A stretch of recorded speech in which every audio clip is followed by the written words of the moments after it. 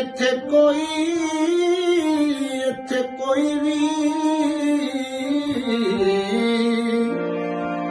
ਇੱਥੇ ਕੋਈ ਵੀ ਇੱਥੇ ਕੋਈ ਵੀ ਇੱਥੇ ਕੋਈ ਵੀ ਕਿਸੇ ਦਾ ਨਹੀਂ ਬਣੀਏ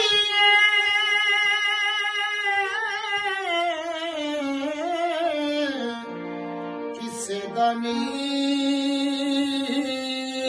ਬਲੀਏ ਕਿਸੇ ਦਾ ਨਹੀਂ ਬਲੀਏ ਕਿਸੇ ਦਾ ਨਹੀਂ ਬਲੀਏ ਇੱਥੇ ਕੋਈ ਵੀ ਕਿਸੇ ਦਾ ਨਹੀਂ ਬਲੀਏ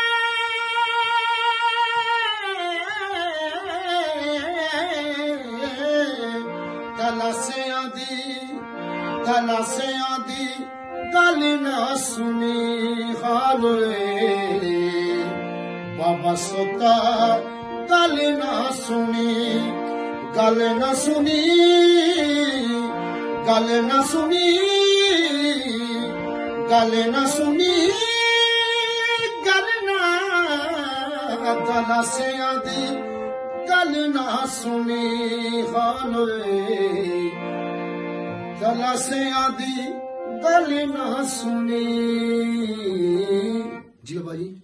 अस्सलाम वालेकुम। देखो ये दुनिया की कहानी बयान की गई है थे कि असी सारे एक दूसरे ते एतबार करते आप भी अंदरों पलीत होंगे ते असी ये अपने आप को समझाते हैं बल्कि यकीन कर लेंगे कि मैं जो साफ हाँ ते दुनिया सारी जी साफ नहीं है। ਉਹਦੇ ਤੇ ਮੈਂ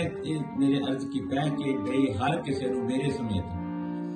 ਬਈ ਇੱਥੇ ਕੋਈ ਕਿਸੇ ਦਾ ਨਹੀਂ ਇੱਥੇ ਮਹਿਸ਼ਰ ਦਾ ਵਕਤ ਹੈ ਜਿਵੇਂ ਮਹਿਸ਼ਰ ਵਾਲੇ ਦਿਨ ਹੋਣਾ ਨਾ ਕਿ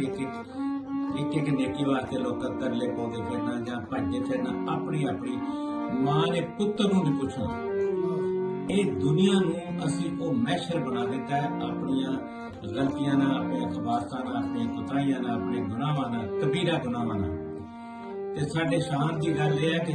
ਜਿਹੜਾ ਝੂਠ ਹੈ ਸਭ ਤੋਂ ਵੱਡਾ ਗੁਨਾਹ ਹੈ ਕਬੀਰਾ ਤੇ ਝੂਠ ਨੂੰ ਅਸੀਂ ਖੇਡ ਸਮਝਦੇ ਹਾਂ ਝੂਠ ਤੋਂ ਅਸੀਂ ਇੰਜੋਏ ਕਰਦੇ ਹਾਂ ਝੂਠ ਵੀ ਕੋਈ ਨਾ ਗੁਨਾਹ ਹੈ ਭਲਾ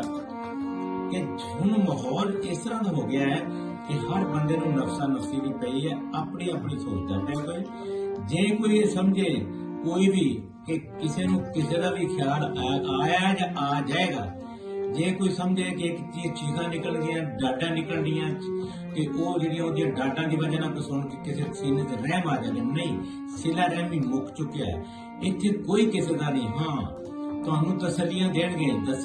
ਦਲਾਸੇ ਦੇਣਗੇ ਉਹ ਕਿਉਂ ਦੇਣਗੇ ਤੁਹਾਨੂੰ ਤਸੱਲੀਆਂ ਤੇ ਦਲਾਸੇ ਇਸ ਵਾਸਤੇ ਦੇਣਗੇ ਕਿ ਉਹਨਾਂ ਹੋਰ ਤੁਹਾਨੂੰ ਪੀਣਾ ਹੈ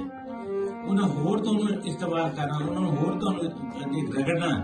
ਇਹ ਰਗੜੇ ਦੇਣ ਵਾਸਤੇ ਤੇ ਆਪਣੀ ਕਮਾਈ ਵਧਾਉਣ ਵਾਸਤੇ ਤੇ ਆਪਣੇ ਫਾਇਦੇ ਵਧਾਉਣ ਵਾਸਤੇ ਤੁਹਾਨੂੰ ਦਲਾਸੇ ਦਿੰਦੇ ਆ ਤਸੱਲੀਆਂ ਦਿੰਦੇ ਆ। ਇਹਨਾਂ ਦਲਾਸਿਆਂ ਤੇ ਤਸੱਲੀਆਂ ਤੇ ਇਤਬਾਰ ਨਾ ਕਰੋ ਇਹ ਝੂਠ ਕੇ।